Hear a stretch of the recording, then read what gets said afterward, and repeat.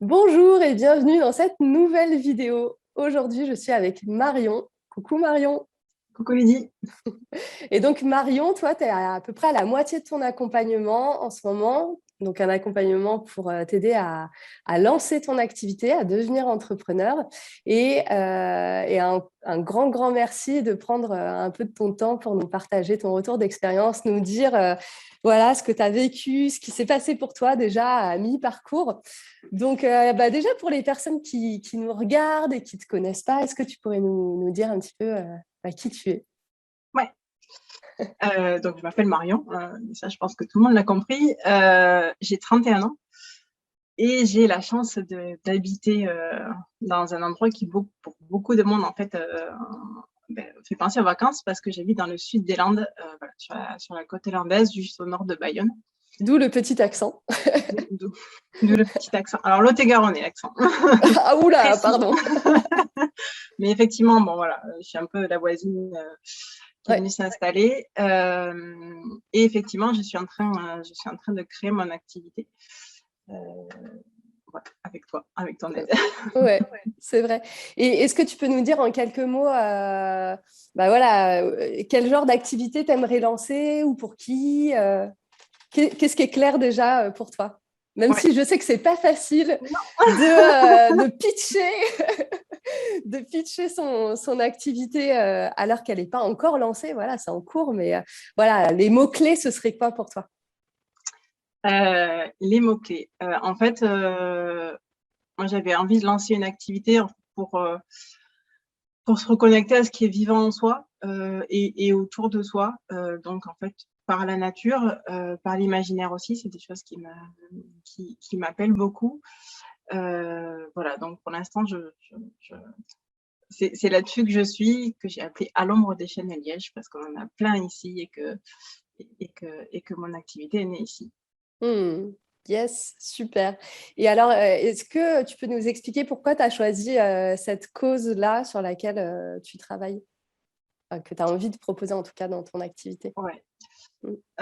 Alors en fait, je voulais vraiment travailler sur des questions de transition écologique et sociale. Moi, voilà, c'est un sujet qui me porte et voilà, je voulais vraiment apporter ma pierre à la construction d'un monde plus juste et respectueux du vivant. Donc voilà, c'est ça qui me portait. Et pour moi, en fait, ce qui bloque le plus dans ces questions de transition et de changement de société notamment, en fait, c'est que tout vient du dehors. C'est-à-dire que on change beaucoup en réaction à la contrainte, aux autres, aux contraintes qu'on se met soi. Je suis partie du, enfin voilà, moi, c'est le fameux, mais tu fais pas ta lessive toi-même voilà, Ouais, me... ouais. qui mouspille un petit peu. Voilà, donc soit par rapport aux autres, soit par rapport à soi, mais sous la contrainte ou en réaction en fait à un environnement ou à une anxiété, une angoisse peut-être qu'on peut avoir aussi quand on voit tous les chiffres et les rapports de scientifiques sur l'état du monde aujourd'hui. Voilà, c'est comme ça que je suis rentrée sur cette question-là. Donc j'ai aussi eu cette trajectoire évidemment. J'ai changé en réaction à l'extérieur. Et en fait, je me suis rendu compte que le moment où ça a vraiment, où ça a été un peu soit un déclic, soit où ma transformation a vraiment changé, c'était quand ça venait de l'intérieur de moi, en fait, et que je m'écoutais juste moi, qui je suis, et que j'allais le chercher Mm. vraiment dans mes tripes. Et ouais, yes. Et alors, cet accompagnement-là dans lequel tu es, en fait, c'est ton deuxième accompagnement dans la forêt qui pousse. Et est-ce que tu te rappelles dans quelle situation tu étais à la fois au tout début, pour le premier accompagnement, et puis au début aussi de cet accompagnement-là spécifique? Ouais. Alors, au tout début, c'était vraiment, enfin, j'avais envie de travailler ma relation autant parce que voilà, j'étais débordée en permanence, je courais partout, enfin voilà, je me sentais vraiment envahie par plein de choses et j'arrivais pas à avoir une relation un peu sereine aux choses que je faisais. Alors, Donc, tu étais salariée oui, à cette époque-là? tout à fait. J'étais salariée. Et même quand, voilà, quand j'ai commencé le deuxième accompagnement, j'étais aussi salariée. Ouais. Là, du coup, j'étais en train de faire un burn-out. Et On rit, mais non, oui, bah, non. j'ai mis du temps à le, j'ai mis, voilà, Ouais, ça y j'ai est, mis du ouais, temps à l'exprimer. Donc maintenant, je le dis. ouais, Et je m'entêtais, en fait, je restais dans cette illusion que j'allais pouvoir dépasser ce qui m'arrivait. Voilà. Si je voulais trouver un peu plus de sens dans mon travail, et voilà, je venais te voir pour ce fameux fil rouge, en fait, en me disant si je suis ce fil rouge dans mon boulot, bah, je vais retrouver du sens et ça va aller, quoi. ouais. Donc, Tu peux nous expliquer rapidement, en quelques mots, ce que c'était ton boulot à ce moment-là? oui. Donc, en fait, je faisais du conseil auprès d'entreprises, d'acteurs économiques du territoire, hein, pour monter des projets d'amélioration des conditions de travail. Ouais. Voilà, j'étais dans la gestion de projet, en fait. Ouais, et donc au sein d'une association avec, des belles valeurs, enfin, moi je C'est me ça, rappelle à cette époque-là, on avait d'ailleurs, enfin, il y a quelques années travaillé ensemble puisque moi ouais. j'avais accompagné un espace de coworking, bordelais très connu et que, toi tu justement l'association, pour laquelle tu travaillais, venait à la fois financer et cadrer, structurer en tout cas, enfin je sais pas, chapeauter l'accompagnement, j'ai envie de dire, Ouais, ouais. Mmh. complètement. Voilà, c'était, enfin, sur le papier, et même, enfin, voilà, dans mes missions, c'était vraiment un boulot utile, qui portait des valeurs. Enfin, voilà, moi, c'est vraiment des choses dans lesquelles je me reconnaissais Mmh. et dans lesquelles j'avais envie de m'engager un peu trop. Ouais, Pour ouais, le c'est ça. Ouais, donc burn-out, question de sens, ouais, question de rythme, d'écologie, pour toi et donc du coup, est-ce que tu te rappelles, ben, ce que tu espérais de ce deuxième accompagnement, donc celui, pour lequel tu es au Mmh milieu là, en ce moment? mh. Oui, bah, du coup, comme je le disais tout à l'heure, enfin, au tout début, c'était vraiment de retrouver du sens, en fait, dans mon boulot. J'espérais pouvoir retourner au travail, hein, clairement, en cultivant un peu plus ce qui me faisait vibrer. Ça, c'était Euh, pour le premier, non? Ou pour le deuxième, tu veux dire? non, ouais, ouais, pour le deuxième, pour le début Oui. du deuxième. Mmh. Et tu m'as très vite, tu m'as très vite montré qu'il y avait d'autres voies qui étaient possibles. Tu m'as aussi aidé à faire le deuil, en fait, et à mettre des mots sur ce qui m'arrivait.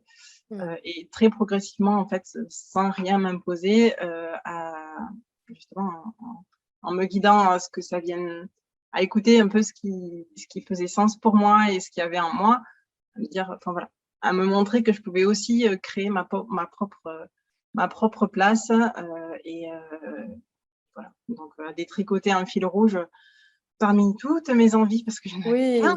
Oui, ouais, c'est ça. Voilà. Puis tu m'as guidée, et tu me guides encore pour le transformer en une activité qui me ressemble et qui fait sens pour moi, en fait, Mmh au-delà mh. de toute contrainte, pardon, extérieure ou Ouais. condition. Oui, puis passer à l'action parce qu'il y a Ouais. les idées, ça c'est une chose, et puis après il y a la manière dont ça peut s'incarner dans la matière de manière très concrète, avec toutes les Mmh. résistances que ça peut amener dans la création d'une À activité, peine. on le sait, hein. Ouais, OK. Bon, super, et est-ce que tu pourrais nous dire, bah, finalement, pourquoi tu as décidé de travailler avec moi, spécifiquement, Marion? Bah, tu le 2 disais tout fois. à l'heure, en fait. 2 fois parce que du coup il y a eu, voilà, ces 2 Parce que je suis un peu accompagnements. têtue, en fait. Ouais, c'est ça, tu lâches pas. Bah, du coup, tu l'as dit, hein, on s'est rencontrés dans le cadre de mon ancien métier. Et enfin, voilà, moi, j'ai tout de suite beaucoup apprécié la personne que tu étais. Voilà, j'ai pu te voir dans un autre contexte complètement différent, encore que.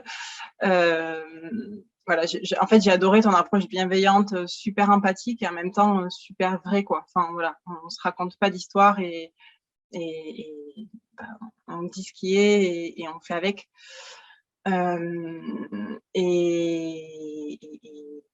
Et voilà, enfin voilà, en fait, je t'ai suivi pas mal de temps sur ton blog. J'ai découvert le concept de multipotentialité grâce à toi. Et c'est vraiment voilà, ton approche centrée sur le temps et sur le fait de respecter son propre rythme, en fait, qui était hyper importante et qui résonnait vachement pour moi. OK, cool. Et est-ce que tu peux nous dire comment tu as trouvé, l'argent à investir, dans cet accompagnement? Ouais, alors Je souris et tu souris. Tu vas nous raconter. pour le premier accompagnement, en fait, c'était la cagnotte de mes 30 ans. C'était mon cadeau, en fait, C'était ton cadeau d'anniversaire, c'est quoi. ça, Ouais, de je me rappelle financer de ma ça. crise de la trentaine. C'est comme ça que je l'avais verbalisé auprès de mes proches.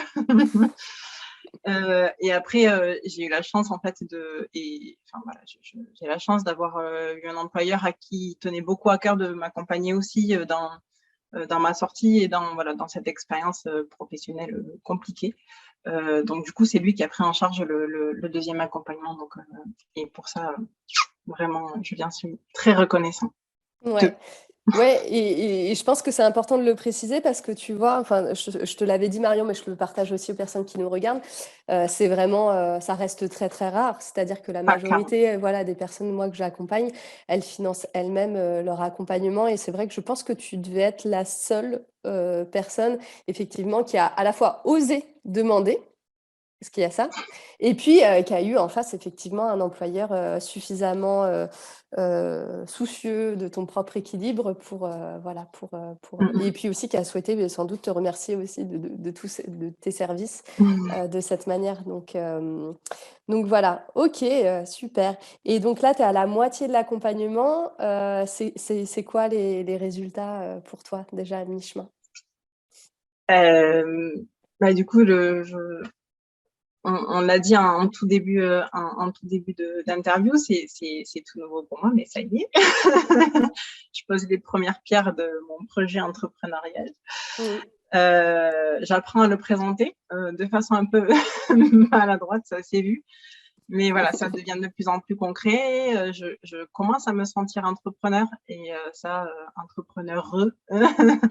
Et ça, voilà, c'est une petite révolution aussi pour moi. Voilà, j'apprends à poser des choses et ça devient de plus en plus précis dans la matière. Donc c'est vraiment chouette.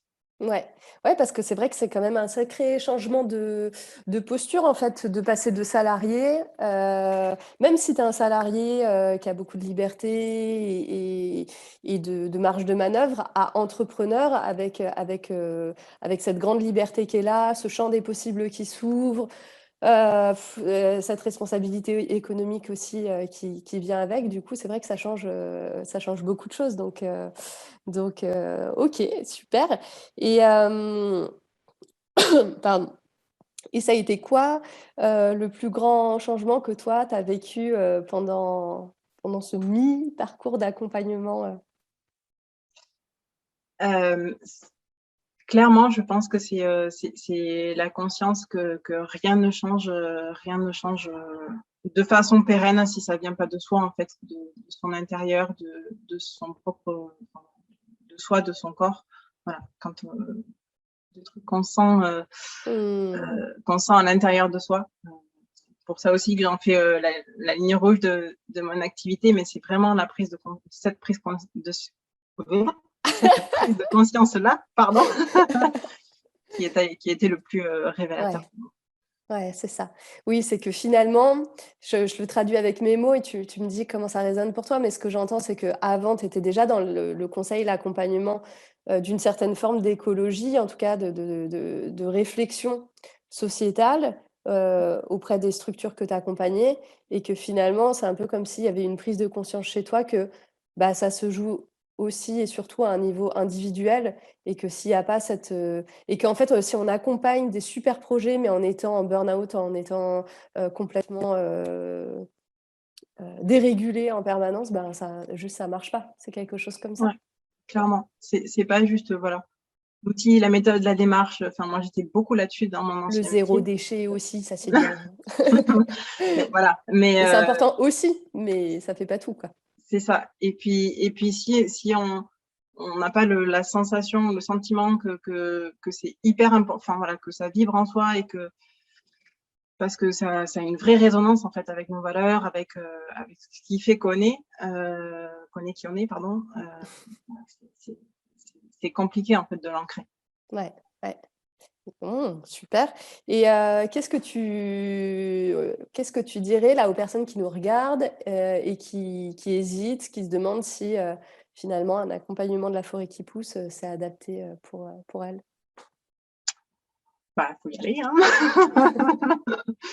Non, plus sérieusement, il y a quelques semaines, j'ai entendu une phrase qui résonne encore en moi aujourd'hui. C'était que, en fait, si tu as un doute, c'est qu'il n'y a pas de doute. Ah, C'est-à-dire qu'en fait, c'est toi peut-être qui l'a dit? Non. non, non, non, je crois Je pas. ne sais plus où C'est je la l'ai première fois entendu, que mais j'entends ça. Non, je suis curieuse d'entendre la suite du coup. voilà. Donc, si tu as un doute, c'est qu'il n'y a pas de doute, en fait. Hmm. Si tu as un doute, c'est qu'il y a déjà une partie de toi en fait qui se pose la question et qui est déjà en chemin. Donc, juste suis, go. Écoute cette part-là et arrête de mentaliser. Enfin, arrête. Injonction. Mais voilà, c'est bien de mentaliser, c'est bien de rationaliser parce que ça sécurise. Mais il faut aussi savoir écouter cette petite part-là qui est déjà partie et elle est peut-être partie pour une raison. Super. Bah, écoute, merci beaucoup Marion. On arrive petit à petit à la fin de cette vidéo. Est-ce que tu as une dernière chose à ajouter ou pas? Ouais, juste sincèrement, merci Lydie. C'est pas pour la vidéo, mais vraiment, sincèrement, je l'aurais jamais fait sans toi.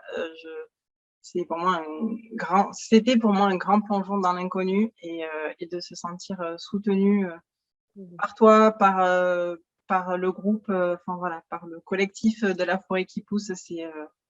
C'est juste merveilleux comme passage à l'action. Donc, merci sincèrement. Waouh! Bah, écoute, ça me touche beaucoup de sentir que, voilà, au-delà, encore une fois, des outils du pratico-pratique, il y a aussi une dimension qui est plus de l'ordre de, parce que j'entends dans ce que tu dis, du soutien, de sentir que tu n'es pas seule et que, voilà, il y a un écosystème qui soutient derrière. Bah, écoute, un grand, grand merci Marion d'avoir partagé ton retour d'expérience. J'espère que voilà, ça permettra aux personnes qui nous regardent, qui nous entendent de mieux se projeter. Puis après, comme je le dis à chaque fois, de toute façon, avant d'envisager de travailler ensemble, il y a toujours une première rencontre qui est une séance découverte, qui est gratuite, qui est déjà l'occasion de voir s'il y a le feeling, puis de voir aussi des deux côtés, parce que moi aussi de mon côté, j'ai besoin de sentir que les personnes que j'accompagne, je peux vraiment les accompagner. Donc voilà, ça permet déjà de tester ça.